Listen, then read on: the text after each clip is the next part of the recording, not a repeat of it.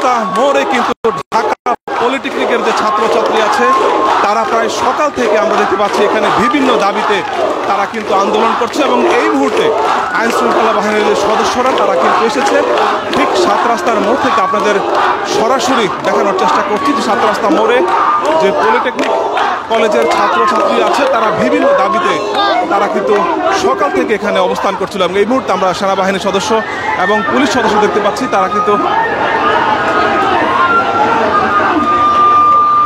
এই অবস্থানে এসেছে এবং তারা নিশ্চয়ই তাদের যে সমন্বয়করা আছে তাদের সাথে কথা বলছে। দর্শক আপনাদের সরাসরি দেখানোর চেষ্টা করছি ৭ রাস্তা মোড় থেকে যেখানে প্রায় সকাল থেকে ঢাকা পলিটেকনিকের যে ছাত্রছাত্রী আছে তারা এখানে অবস্থান করছিল এবং যদি দেখানোর চেষ্টা করি যে পুরো ৭ রাস্তা যে মোড়টি আছে সেই মোড়টি কিন্তু পুরো মোড়টি কিন্তু দখল করে তারা কিন্তু এক ধরনের অবস্থান কর্মসূচি এখানে পালন করছে এবং এখানে প্রায় কয়েকশো ছাত্রছাত্রী তারা কিন্তু অবস্থান করছে এবং আমরা দেখতে পাচ্ছি যে আইন শৃঙ্খলা বাহিনীর সদস্যরা তারা কিন্তু এখানে এসে পৌঁছেছে এবং তারা নিশ্চয়ই তাদের সমন্বয়ের সাথে কথা বলবে। আমরা একটু জানার চেষ্টা করব যে তারা আসলে কি নিয়ে এখানে কথা হচ্ছে। আইন শৃঙ্খলা বাহিনীর সদস্যরা যখন আসলো তখন কিন্তু এখানে যে ছাত্রছাত্রী আছে তারা কিন্তু ভুয়ো ধরে দিচ্ছে এমনটাই দেখতে পাচ্ছি। আপনাদের জানিয়ে রাখছি যে সকাল থেকে ৭ রাস্তা মোড়ে কিন্তু অবস্থান নিয়েছে ঢাকা পলিটেকনিকের ছাত্রছাত্রীরা এবং সেই অবস্থান কর্মসূচি কিন্তু এখনো পর্যন্ত আছে। এই মুহূর্তে ঘড়িতে সময় প্রায় ৩টা এবং এখনো কিন্তু পলিটেকনিকের যে ছাত্রছাত্রী আছে তারা কিন্তু ৭ রাস্তার যে মোড়টি আছে সেই মোড়টি দখলে নিয়ে তারা এখানে অবস্থান করছে। আমরা সেনাবাহিনীর সদস্যদের দেখতে পাচ্ছি তারা কিন্তু এখানে এসেছে কারণ এই অবস্থানের কারণে ইতিমধ্যে ঢাকার প্রায় বিভিন্ন রাস্তায় কিন্তু জ্যামের সৃষ্টি হয়েছে, ট্রাফিক জ্যামের, এবং সেই কারণে কিন্তু আইন শৃঙ্খলা বাহিনীর সদস্যরা এখানে এসেছে। হয়তো সমন্বয়ক যারা আছে তাদের সাথে কথা বলবে। আমরা একটু সামনের দিকে দেখানোর চেষ্টা করছি গণমাধ্যম কর্মীদের। আপনারা দেখতে পাচ্ছেন তারা কিন্তু এখানে এসেছে এবং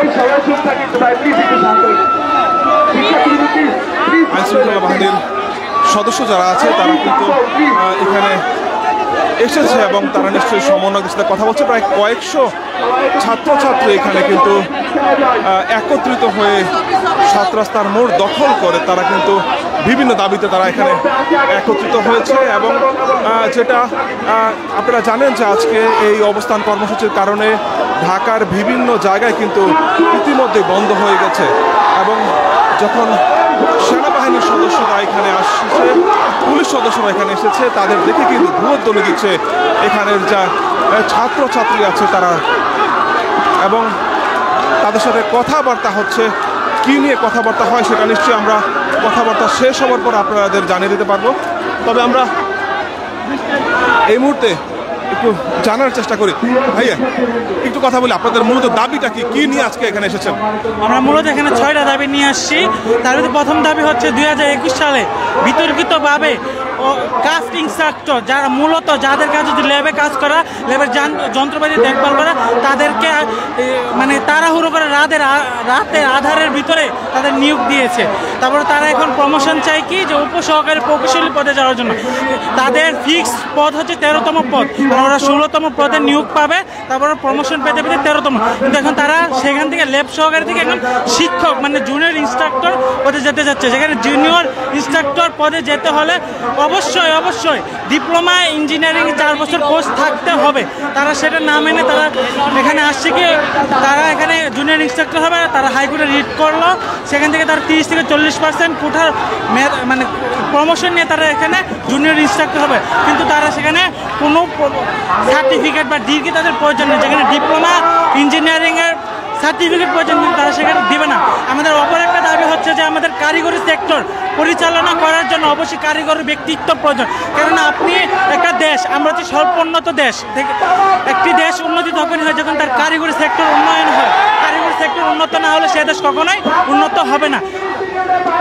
এক্ষেত্রে যদি আপনি দেখবেন লক্ষ্য করেন যে একজন সিভিল ইঞ্জিনিয়ারিংয়ে কাস্টিং সেক্টর একজন বাংলা অনার্স করে, উনি বাংলায় অনার্স করেছেন, তিনি সিভিল ইঞ্জিনিয়ারিংয়ে কী বুঝবেন আমি জানি না। একজন বাংলায় অনার্স করে কেমিক্যাল ল্যাবে বসেছেন, উনি কী বসবেন আমি জানি। আপনারা এইসব দেখলেই বুঝতে পারেন যে তাদের নিয়োগ কীভাবে হচ্ছে। আপনাদের সাংবাদিকদের নিউজ চ্যানেলদের অবশ্যই আমরা বলবো তদন্ত করেন, কারণ আপনারা আমাদের এখানে এসেছেন যেহেতু আপনারা আমাদের সমর্থন করছেন। আপনারা দেখবেন যে 2021 সালে নিয়োগটা কীভাবে হয়েছে আর নিয়োগ সার্কুলারটা আসলে কীভাবে নিয়োগ দেওয়া হয়েছে। আর আমাদের এখানে ডিপ্লোমা ইঞ্জিনিয়ারদের উচ্চশিক্ষার জন্য মাত্র একটা বিশ্ববিদ্যালয় ডুয়েট সেটা রয়েছে, সেখানে আসন সংখ্যা প্রায় 600-র মতো, এত প্রায় লক্ষ লক্ষ শিক্ষার্থীর জন্য। তাই আমরা দাবি করছি যে আমাদের বিশ্ববিদ্যালয়ে আরও কয়েকটা বিশ্ববিদ্যালয় বাড়ানোর জন্য। আমরা শুনছিলাম একজন শিক্ষার্থীর কাছ থেকে, তিনি মূলত বললেন যে তাদের কী দাবি এবং সেই সব দাবি নিয়ে কিন্তু আজকে দেখতে পাচ্ছি যে 7 রাস্তার মোড়টি আছে, সেখানে পলিটেকনিকের ছাত্ররা যারা অবস্থান করছে এবং এই মুহূর্তে বৃষ্টি এবং এই বৃষ্টির মধ্যেও কিন্তু এখানে যারা ছাত্ররা আছেন তারা কিন্তু অবস্থান নিচ্ছে। আমরা একটু সামনে থেকে যদি দেখানোর চেষ্টা করেছি যে বিভিন্ন দাবি দেওয়া নিয়ে কিন্তু পলিটেকের ছাত্ররা তারা কিন্তু 7 রাস্তার মোড়ে তারা অবস্থান করছে সকাল থেকে। সেই দৃশ্য আপনাদের সরাসরি দেখাচ্ছি। এবং কিছুক্ষণ আগে একজন শিক্ষার্থীর সাথে কথা বলছিলাম, তিনি মূলত জানালেন যে তাদের কী দাবি, বিভিন্ন তাদের যে কলেজ কেন্দ্রিক বা ইউনিভার্সিটি কেন্দ্রিক যে সব দাবি দেওয়া আছে সেই দাবি দেওয়ার কথা জানালেন এবং সেই দাবি দেওয়ার কথাই কিন্তু তারা উল্লেখ করছেন এখানে অবস্থান করে। এবং যেটা দেখছিলাম যে এই দাবি দেওয়ার মধ্যে যখন অবস্থান করছিল তখনই কিন্তু এক প্রকার বৃষ্টি শুরু হয়েছে বাইরে এবং সেই বৃষ্টির মধ্যেও কিন্তু এখানে যারা ছাত্ররা আছে তারা কিন্তু অবস্থান করছে। আপনাদের সরাসরি যুক্ত করছিলাম রাজধানীর যে 7 রাস্তা মোড়টি আছে সেই মোড়ে, এবং সেখানে কিন্তু পলিটেকনিকের যে ছাত্ররা আছে তারা কিন্তু এখানে অবস্থান করছে সকাল থেকে এবং সেই দৃশ্য আপনাদের সরাসরি দেখাচ্ছিলাম। দর্শক, 7 রাস্তা মোড় থেকে এই পর্যন্ত এখন ছিল সর্বশেষ। আমরা পরবর্তীতে আবারও যুক্ত হব।